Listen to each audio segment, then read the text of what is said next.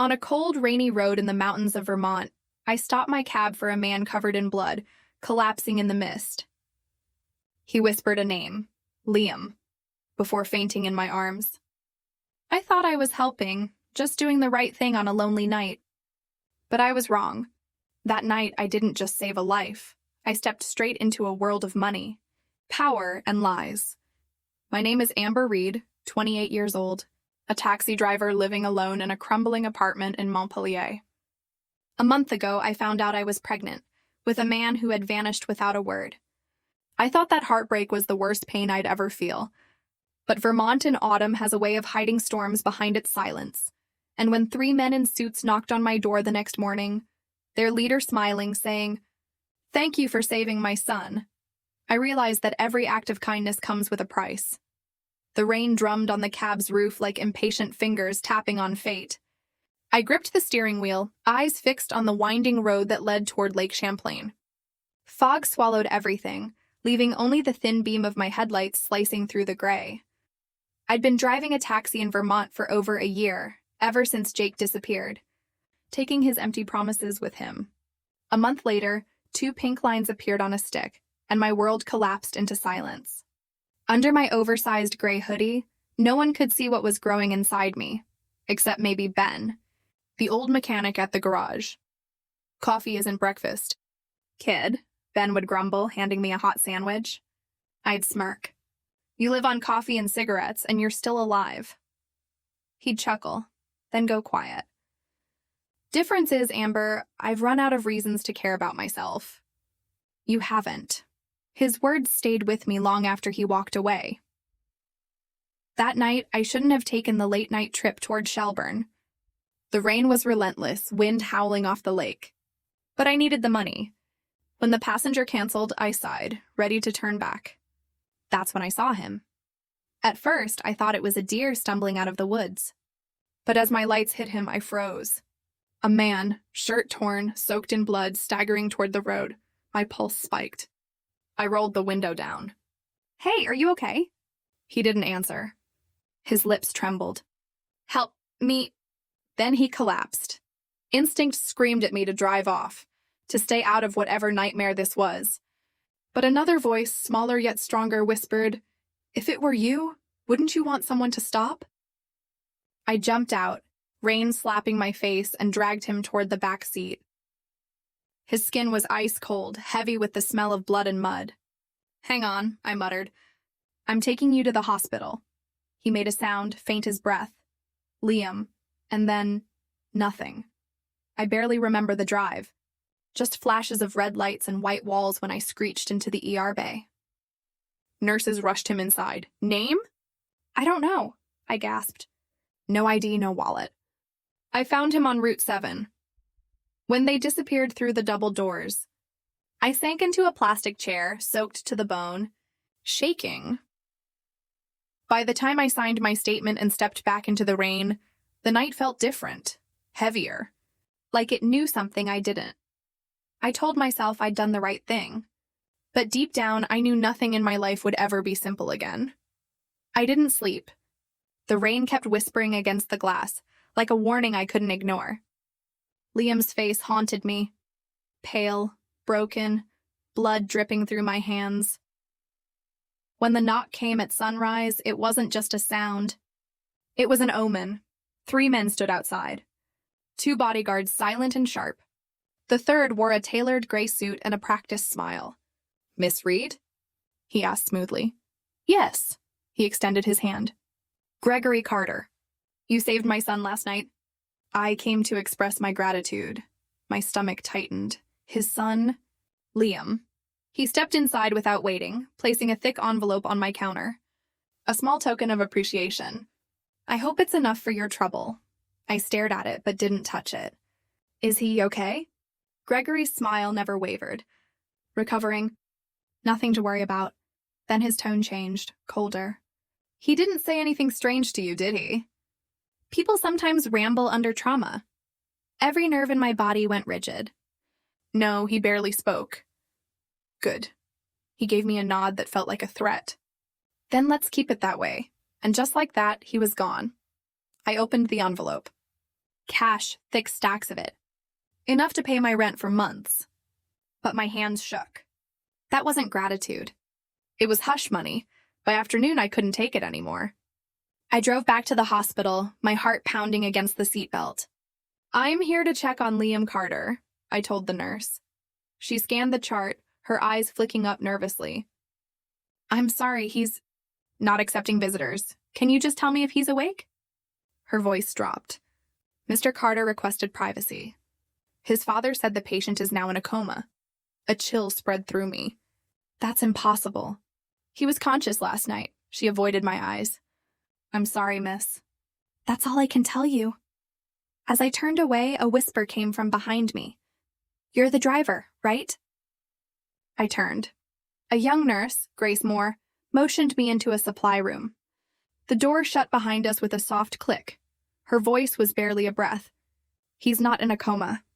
They're keeping him sedated. Heavy doses, constant drips. Mr. Carter paid the chief of medicine to keep him under." I stared at her. "Why?" Grace shook her head. "Whatever he knows, someone's willing to pay a fortune to keep buried. If you want him alive, get him out." I stepped back, pressing a hand to my belly. "I'm pregnant. I can't get involved in this." Grace's eyes softened, sad but firm. "If you don't, no one will. And he'll never wake up." That night, I sat on my floor staring at the envelope of cash. It could buy me safety, groceries, maybe a future. But not peace. Outside, rain began again. Soft, steady, relentless. I stood, grabbed my keys, and whispered to the quiet life inside me. "We're not running anymore, kid. Not this time." 2 days later, the streets outside my apartment felt wrong. Too quiet, too watchful. Every time I turned a corner, I swore I saw the same black sedan parked nearby. I called Grace from the payphone at the garage. "Are you sure?" she whispered. "Once we start, there's no going back." "I'm sure," I said. Tonight.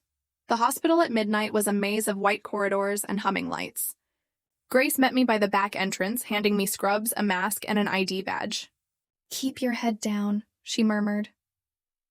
We moved through shadowed hallways, every squeak of the wheels sounding like thunder. My heart pounded so loud it drowned the hum of machines. Room 214. Liam lay there, pale as ash, his arm tethered to an IV. Grace turned the valve, her hands steady. Sedatives. We cut the drip, give it time. I swallowed hard, helping her lift him. He was heavier than I expected, all bone and silence. When we rolled the gurney toward the exit, a guard appeared, coffee cup in hand. Grace froze. I forced a weary smile beneath my mask. "Long night, huh?" He blinked, nodded, and walked on. I exhaled only when his footsteps faded. We reached the back door. Cold air rushed in as we lifted Liam into my cab. Grace handed me a paper bag. Antibiotics, electrolytes, painkillers. Keep him alive. "Grace, if they find out," she smiled faintly. "They will. But I'd rather lose my job than my soul." And then she disappeared into the darkness. I drove for hours through winding roads slick with rain until the city lights vanished behind us. Somewhere past the mountain ridge, I pulled into Ben's old hunting cabin. Empty, creaking, safe enough. I carried Liam inside, laid him on the bed, and stoked the cold hearth until a weak flame caught. "Hey," I whispered. "You're safe now." He stirred, eyelids fluttering. "Where am I?" "Off the grid," I said softly. "And alive, thanks to a nurse braver than both of us." He tried to sit, wincing. "You saved me." "Twice?" I nodded. "Because they want you dead." He went still, then exhaled. "Gregory Carter. He's not my real father." Piece by piece, he told me everything. The inheritance, the forged documents, the threats. His real father's hotel empire. And how Gregory, the stepfather, planned to seize it all before Liam turned 25. His birthday was next week. I felt sick. "He hired people to kill you?" "He called it business." Liam's laugh was hollow. "I wouldn't sign, so they made sure I couldn't." The fire crackled between us, throwing light on his bruised face. I saw fear there, but also defiance. You could have left me, he said quietly. Why risk your life again? I looked at him, then at my belly. Because I know what it's like to be thrown away by someone you trusted. He smiled faintly. Hope. Maybe that's what you gave me. That night as he slept, I sat by the fire. The woman reflected in the window wasn't the broken taxi driver I used to be. She was someone else, someone braver, forged in rain and fear and the quiet heartbeat beneath her ribs. And I promised myself, no one would ever take another life from me. Not while I was still breathing. By morning, Liam could stand. Weak but determined. Amber, he said, we can't keep running. Gregory won't stop unless the truth comes out. He reached into his torn leather bag and pulled out a blood-stained flash drive. Every illegal transfer, every forged signature. Even a recording of Gregory saying, "Keep him asleep if you have to." My breath caught. So what now? He met my eyes. We go public. The DA, the press. But I can't do it alone. I didn't hesitate. Then let's finish this. The district attorney's office in Burlington smelled of coffee and disinfectant. As Liam recounted everything, I filled in the gaps. The roadside, the hospital, the bribe. The room fell silent when the audio played Gregory's voice. 2 days later, Gregory Carter was arrested. The news ran the headline, "Business magnate accused of attempting to murder heir." I watched the footage from my couch. When they shoved him into the police car, he turned to the camera, mouthing something only I could read. "You ruined everything." I pressed my palm to my belly and whispered, "No, I saved it." The weeks that followed blurred into something new. Liam stayed with me in my small apartment overlooking the lake. We cooked, talked, healed. Sometimes he'd catch me off guard, touching my shoulder softly. "You don't know how strong you are, Amber," he'd say. One evening, he came home with papers in his hand, the inheritance finally his. But instead of looking triumphant, he looked calm. He placed a small silver ring on the table. "I've lived too long in other people's shadows," he said. "You pulled me out? Let me be here. For you, for the baby." Tears filled my eyes. "Yes, Liam," he smiled, truly smiled, for the first time since I'd met him. Winter blanketed Vermont in silence. In our little cabin, firelight danced across the walls as I held our son for the first time. "Noah," I whispered. "Peace after the storm." Liam kissed my forehead.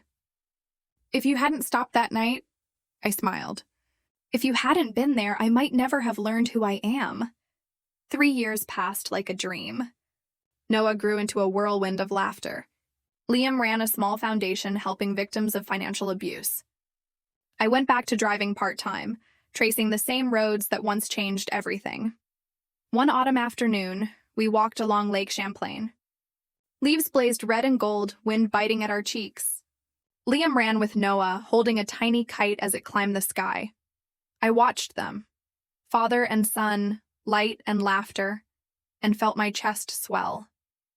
Maybe happiness isn't something you chase. Maybe it's something that finds you in the rain, on a lonely road when you choose to stop instead of pass by. I whispered into the wind, "Thank you for that night, Liam. And thank you, rain,